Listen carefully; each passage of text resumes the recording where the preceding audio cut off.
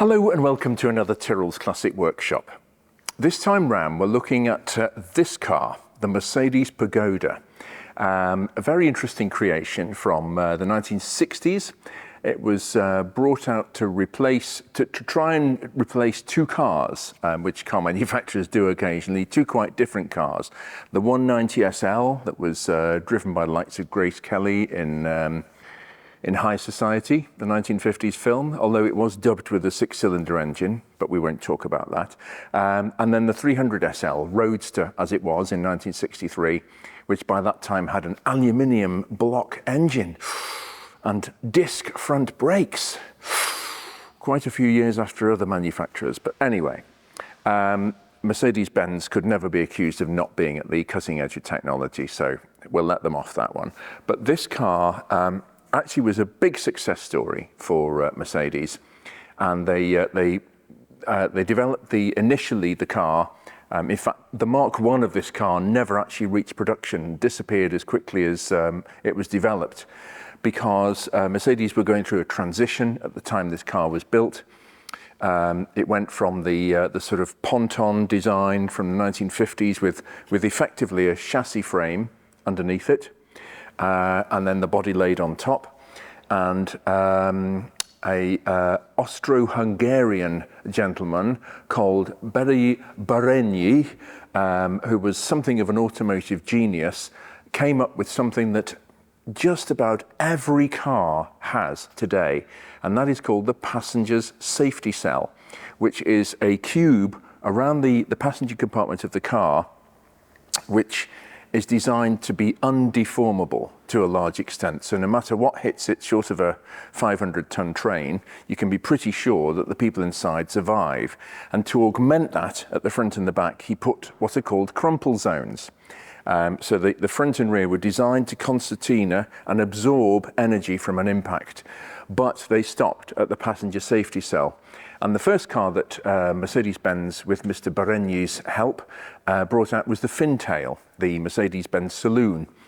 And they had sort of gone down a cul-de-sac with the successors of the 300SL, easy for me to say, and the 190SL, and they realised that it didn't conform with Mr. Berényi's brilliant new safety breakthrough. So they canned that, and they went back to the drawing board and came up with a design. Okay, it's a convertible. It's got its removable hard top on at the moment, but it is an open top car, so it couldn't have the full passenger safety cell, but it still had the same principle.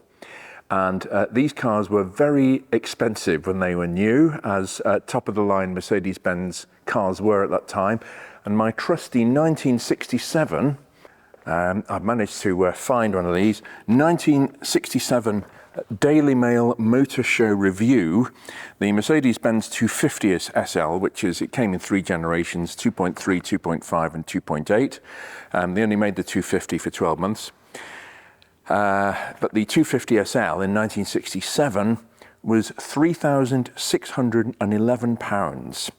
And to give you some idea, I mean, Jaguars are always extremely good value, but the Jaguar E-Type was £1,967. So this car was nearly twice the price of an E-Type Jaguar. It did have various interesting facets, though. It's a very solid car, this. They managed to combine, SL stands for Sport Leicht in German, and this lived up to its name to a large extent, but they didn't skimp, nevertheless. It's a very solidly built car. There are some areas where they are known to rust, the same as every car from this period. And there are some telltales to look at as to how genuine one of these actually is nowadays, and some cheats. So we can have a look at those a little later. But they went through various phases in their lives. We've got two of these cars here. We've got this one and also the car that Lulu had, the singer, the British singer. Maurice Gibb, her then husband, bought it for her birthday. How lovely. And they are quite an intriguing car. The doors are made of solid aluminium. To my knowledge, it's the only car that the doors are made largely of an alloy casting, and then the outer skin, the door skin, which is also alloy, is put on top, layered on top. And I've never seen a rusty or corroded Pagoda door. I'm sure plenty of people have. I've been working on them for 38 years and I've never seen one, because Mercedes engineered a very clever drainage system to get rid of any standing water that might accumulate in the bottom of the door. These were incredibly well-engineered cars. And one of the funny things I do remember with these cars, it certainly wasn't funny at the time for the owners, but chrome at one time was very difficult to get hold of for these cars. Mercedes-Benz have had chrome remanufactured over the years for them, things like these headlamp bezels, bumpers, etc. But the grille was always frighteningly expensive for these cars, to the extent that people used to find their Pagodas stolen in the 90s and the early noughties just for people to take the chrome off them and sell it. So the car would be discovered minus its grille, its bumpers, its headlamp bezels, etc. Just because its rear lights, just because it was stolen to order so that people could have the chrome off it. Because I think the entire chrome for the car in the 1990s amounted to about £20,000 at the time, something like that. I mean, it was ludicrous. But it's a credit to Mercedes that they could actually have it remanufactured. It wasn't 100% accurate, but it was 99%. Yeah, a very interesting engineering job. They do tend to, the areas where they tend to rust are along the sills, which is pretty normal. That's where a lot of water and moisture gets in. And also, if you lift the mat in the boot floor, there are two chassis legs. They're not separate, they are integral to the body, because the car is a single cell, it's a monocoque construction. But rust can actually, dampness can get in there and cause rust. So if you are looking to buy a Pagoda, I would suggest you lift the boot carpet and see if there's any signs of rust there, particularly in a couple of straight lines. Then you know you're into serious structural rust issues. But this car has come in for some work. It's a very nice example. It's a 280SL, it's a late car, it's also a manual car. So we're going to do some work on this and then take it out for a run.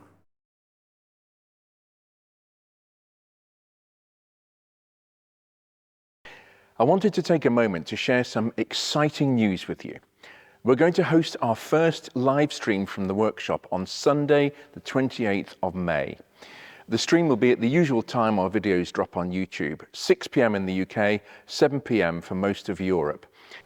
And if you're in Australia or New Zealand, it's the wee small hours of the morning. Sorry about that, but I hope you can stay up late or get up early or catch it on the channel page afterwards. What can you expect from the live stream? Well, for the first time, we are coming to you live from the workshop, showcasing a couple of incredible things you won't want to miss. Get ready for some fantastic news that has me bursting with excitement. I'm thrilled to share something new with all of you, and I can't wait to reveal it, actually. But that's not all. This is something that many of you have asked for, so I'll be answering your burning questions in a live Q&A. And here's where I need your assistance. Let's make this live stream an interactive experience to remember. Your participation and engagement are vital. So I ask you to please lend your support by asking questions and joining in the conversation. The ability to ask questions during the live stream will be limited to channel subscribers only. So if you would like to join in the live chat or ask a question during the live stream, please press the subscribe button below now. It doesn't cost you anything. Stay tuned for more updates and mark your calendars for this exciting event. And now, on with the show. Well, one of the interesting things about this particular car, because the Pagoda was essentially bodywork-wise pretty well identical for all the years of its life in its three generations, 230, 250, 280, 2.3, 2.5, 2.8. But a lot of people are wise to this now, but they weren't for some years. There is a tiny, tiny, tiny indentation in the headlamp bezel here and a corresponding tiny little indentation in the front wing. And that is not damage, that is meant to be there. And a lot of people, when they've restored these cars, they've thought, oh, that isn't right, and they've actually filled it in. And that is a sign of substandard restoration work. So if you're in the market for a Pagoda, you need to be looking at that. Another curious thing with these, and this applies to a lot of classic cars, is the windscreen wipers. Make sure that's free, and so is that one. What happens on these is the windscreen wiper mechanism. I mean, how often do classic cars have their windscreen wipers used in this day and age? The answer is hardly at all. If you have your car, if you're going on a long tour, there's a chance you're going to hit rain in Europe. But if you're going for a Sunday afternoon drive with your beautifully stored Pagoda in the garage, you're never going to normally use your windscreen wipers. And what can happen is the mechanism can seize up. And you turn the wipers on and the motor burns out and blows a fuse or whatever. Again, if you're going to buy a Pagoda, this is a big thing on Pagodas, because to get at the wiper mechanism on any car is not particularly easy. On these, it's particularly not easy. And to get up behind the dashboard and start replacing and freeing off wiper components is not easy. So make sure that the hardly ever used wipers actually work. Big thing on Pagodas. So I'm going to now look at these aluminium doors that I talked about earlier. They're a fantastic piece of engineering. It is literally an aluminium casting, and then the skin, which comprises virtually the whole door, and then the skin is carefully laid over it by Mercedes at the factory. So we'll have a look at that now. So here we have a Pagoda door, cunningly attached to a Pagoda, and there you are. One lump of aluminium, the whole door, one lump. And then this aluminium skin is carefully let in over the aluminium door frame. To my knowledge, the only car with that system. I'm sure somebody will tell me otherwise, and that's a question I'm putting out there because I'd like to know, but it's the only one I've seen. Okay, so this is one of the, as I mentioned earlier, this is one of the potential telltales for rust on a Pagoda, and this one is, as we'd expect, absolutely beautiful. But there's a chassis leg runs along here, a box section that is actually welded underneath. And if you do have any rust in this area at all, it's potentially a danger sign. They are beautiful cars, but they are not the cheapest cars to restore, not just for the reasons I mentioned earlier about the chrome, but the body shell is quite a complicated series of metal sections, so there's lots of places for rust to harbour away in there. But fortunately, this car does most emphatically not fall into that category. So Corey's going to do the valve clearances on this car because it's a bit clattery at the top end, which Mercs can be. I'm sure there's no wear on the top end of the engine looking at the condition of the rest of the car. Corey's going to do that, and then we'll give the car a run.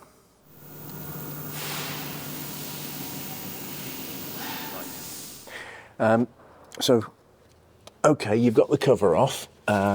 This is what's called a pedestal camshaft setup, and this was actually it was originally used for many years by Mercedes-Benz, and you've got the valves obviously vertical in the cylinder head. You can see the actual valves are vertical, and then the camshaft is mounted on these pedestals above the cylinder head, sort of in midair almost.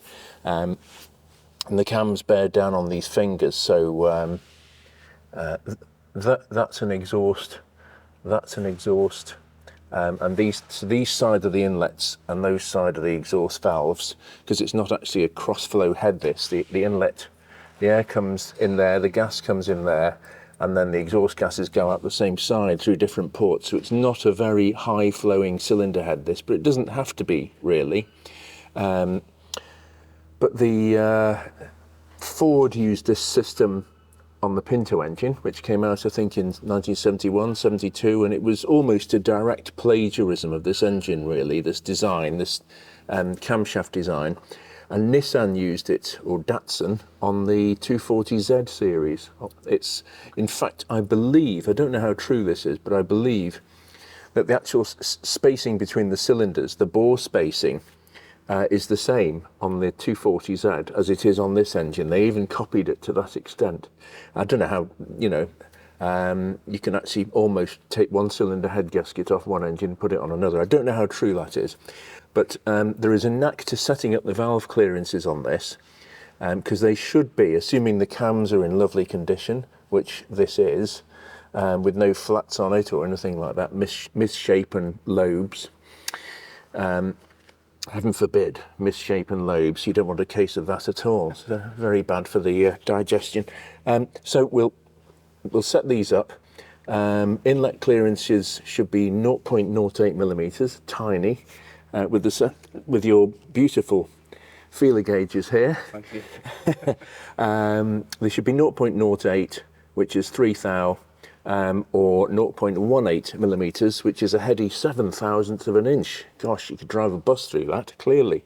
They're very tiny valve clearances, done cold. And there are one or two things that I want to show you, one or two knacks for this. We take this little hairpin spring off here, and then you can see the rocker's got movement in it. Yep. And what we want to do, this is a ball joint here. This is the socket, and the ball is actually attached to the cylinder head. So it's actually got a film of oil in it for obvious reasons. Yep. It actually has oil pumped into it.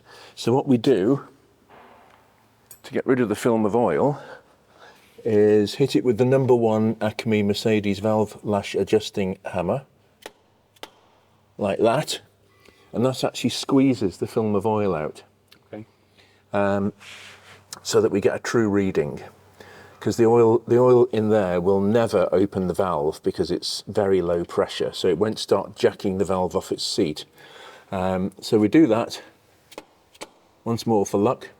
We've taken the spring off to stop giving us a false reading, and then obviously we put the feeler gauges in like that, and you can see that one's wide straight away, and then the clearance is adjusted. You've got a bolt that screws into the cylinder head here with a 17mm nut that is a deliberately tight thread in the bolt. So Mercedes have specified it so that it is an interference thread in the bolt, so it doesn't move around. So we get a 17mm spanner or a crow's foot socket on there, anti-clockwise to unwind it to take up the clearance, clockwise to give it more of a clearance. So I'm sure you can eat your way through this in next to no time. Sure can. No pressure. No pressure. Yeah, there we are. And let's see how it sounds afterwards. Yep. I mean, obviously 0.08 millimeters is tiny. A Porsche 911, for example, from Cole, the ones that were around from decades, from sort of 1965 right through to 1990-ish, something like that, all had mechanically adjustable valve clearances, probably even beyond that. And they were 0.1 millimeters, a tenth of a millimeter. You could just about feel the clearance on a rocker on a 911. And the reason why they're so tiny is because aluminium has a higher coefficient of expansion than steel, and the top of the engine, the block on this is steel, but the cylinder head and the pedestals are made out of aluminium. So as the heat expands, as the engine warms up, these actually rise above the cylinder head slightly and widen the tappet clearances. So you've got a safe, because if you have next to no valve clearance, you run the risk of burning exhaust valves because they don't have enough time to rest on the cylinder head to distribute the heat. But if they expand, it actually gives it a bit more clearance as the gap widens here slightly. And that allows the exhaust valves, as the engine warms up, to have a bit more dwell, a bit more rest against their seat. It's only momentary, of course, just to get the heat out of the valve and into the engine. So it's actually, in that respect, it's a very good design. So, okay, they might be 0.08 millimeters cold and 0.18 for the inlets, but as it warms up, if you were to adjust this so that these valve clearances were perfect, you'd find a warmer, you could actually get a much bigger feeler gauge through it, because there's more gap, which is exactly how Mercedes-Benz intended to do it. And this thing here is a spray bar, which lots of manufacturers used, BMW, Mercedes. The Germans loved their spray bars. They could not have a Wurst without a spray bar. It was something they used for decades. It's a very approximate bit of engineering. It's okay as long as you change the oil and filter regularly, but if you get any black sludge or carbon, in, heaven forbid, in the engine, what happens is these tiny jets of oil, which the spray bar's got tiny drillings here, which are cunningly designed to shoot oil onto the cam lobe as it goes round. If you get a lump of carbon or a bit of a blockage in there, poor cam lobe doesn't get any oil, or it shoots off, it beautifully cleans the pedestal here, but it doesn't actually hit the cam lobe. So spray bars are great while they're working properly and absolutely useless when they're not. But we've pulled this spring off now, so this rocker's nice and free. There we are. That's Mercedes-Benz single overhead cam designs for you. The timing chain is in good order. The timing chain tensioner is on that side because the engine rotates clockwise, so the crankshaft is pulling on this side of the chain from the sprocket down the bottom there. So this side is actually indented there, and there is a tensioner. But that tension, you can see there's a lot of slack in that chain. That's because when the engine's off, the timing chain tensioner has a ratchet mechanism that stops the whole thing fully retracting, so this would be as loose as anything. But as soon as the engine starts, it's got a hydraulic fed element to it, which takes up the clearance and makes the chain a bit more taut than that, or quite a bit more taut than that. And that is actually working properly because it's retracted. There's no noise when the engine's warm. I'm very happy with that.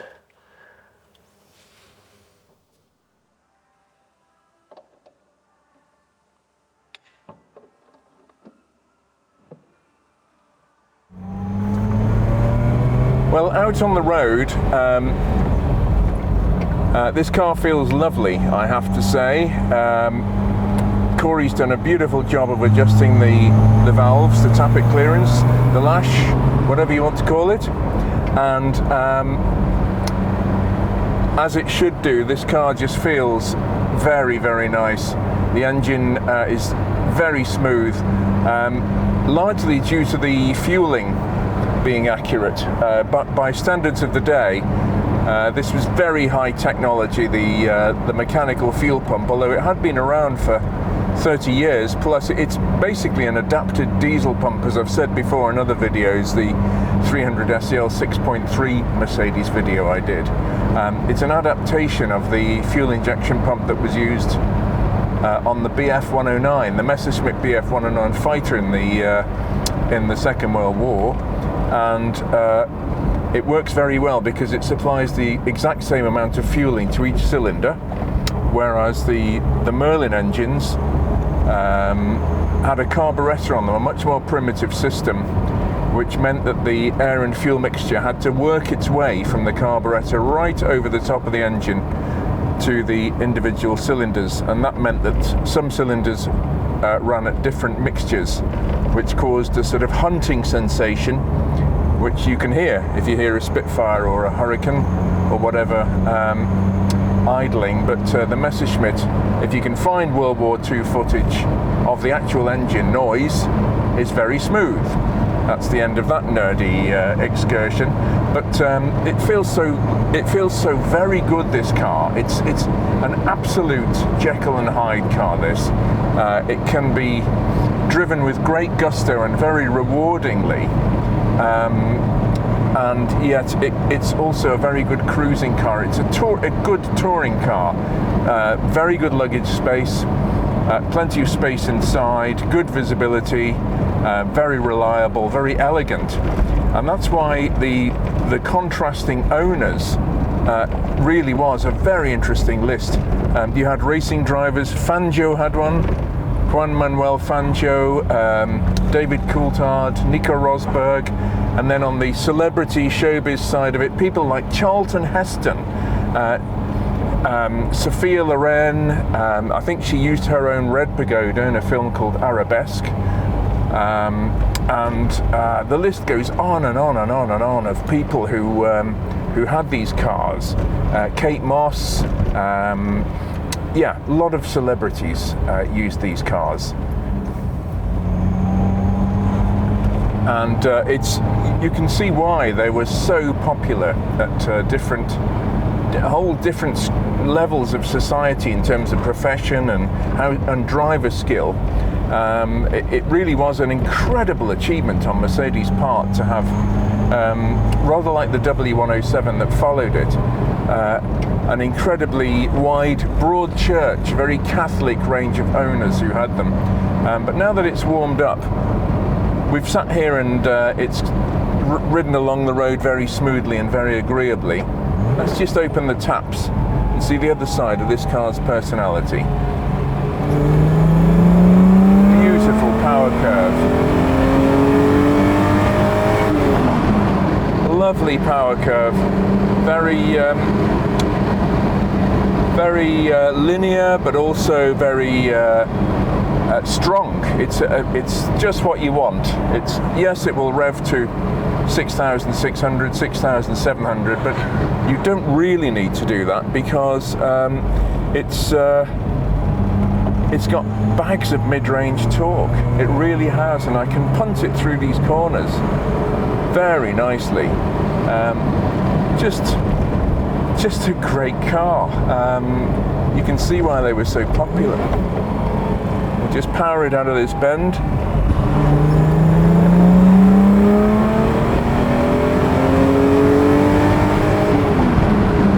Just lovely. Very agreeable. Yeah. And this is the reason why they're still so popular today. Just a very nice drive. I could easily do hundreds of miles in this car, and it feels like the car would be happy too. Good place to be. What's not to like? We don't talk about the fuel consumption. They do like running a bit rich, those Bosch fuel injection pumps, to bring the best out of the car, but yeah, compared to the other running expenses of a classic car, I can't imagine too many people worry about giving it a drink. Don't forget to join us next Sunday, the 28th of May, at the same time as usual, 6 p.m. in the UK, for our first ever live stream from the workshop. And if you'd like to join in the live Q&A, hit the subscribe button now. That concludes another Tyrrell's Classic Workshop video. Thanks for watching, and see you on the 28th.